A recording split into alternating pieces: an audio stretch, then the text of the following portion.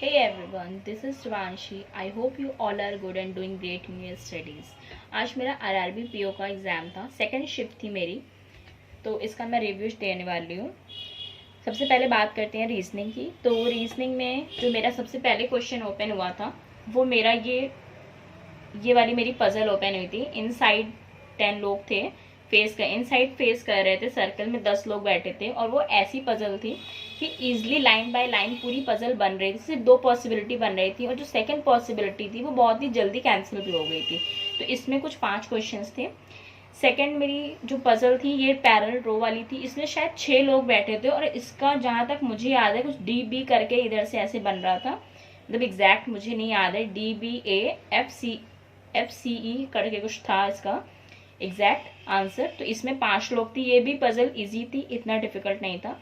एक ये पजल आई थी मंडे टू संडे पर्सन थे और 7 लोग थे, कुछ ड्राई फ्रूट्स पसंद करते हैं। ये जो पजल थी ना ये थोड़ी सी ट्रिकी थी क्योंकि इसमें कुछ ज़्यादा मतलब 2 से 3 पॉसिबिलिटी इसमें बन रही थी और वो हम लोग की बहुत लास्ट में कैंसिल हो रही थी वो वाली पॉसिबिलिटी।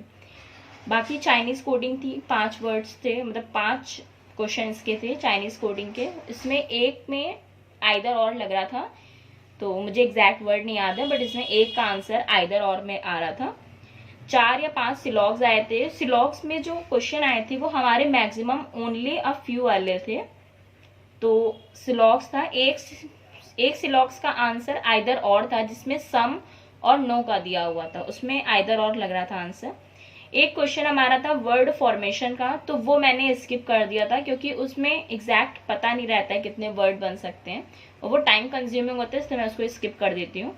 एक क्वेश्चन था लेटर का दिया हुआ था कि सपोज कोई वर्ड दिया हुआ है, उसमें पूछा गया था कि बैकवर्ड और फॉरवर्ड से कितने नंबर ऑफ लेटर्स हैं एज ए अल्फाबेटिकल सीरीज में।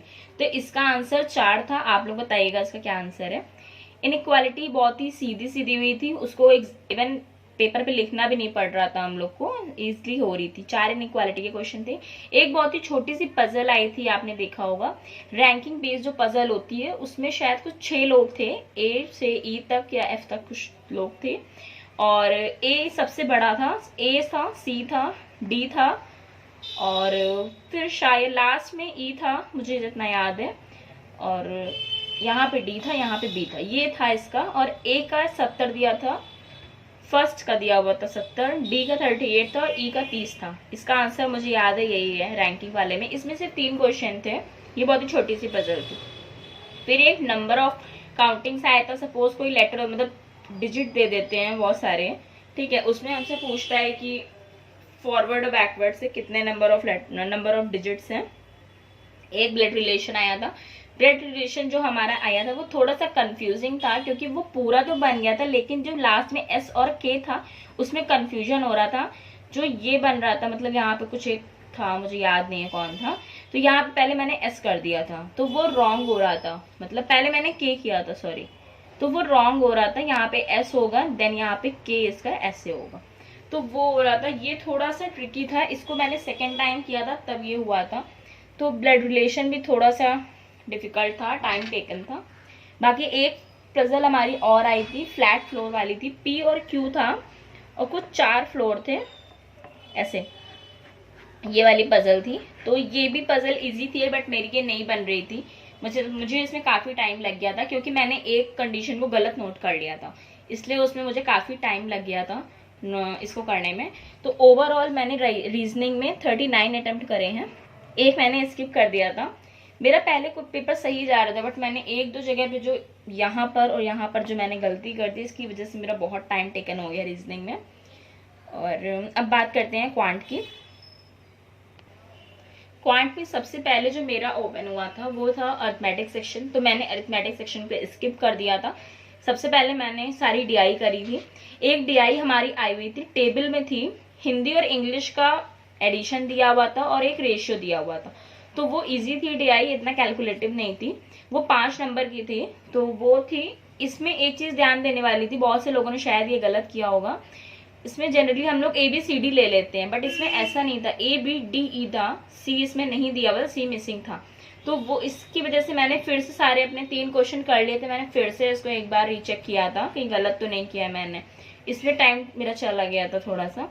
फिर एक हमारी बार ग्राफ आई हुई थी, राइस, व्हीट, मेज और मिलेट्स, ABCD था, SP दिया हुआ था हम लोग का।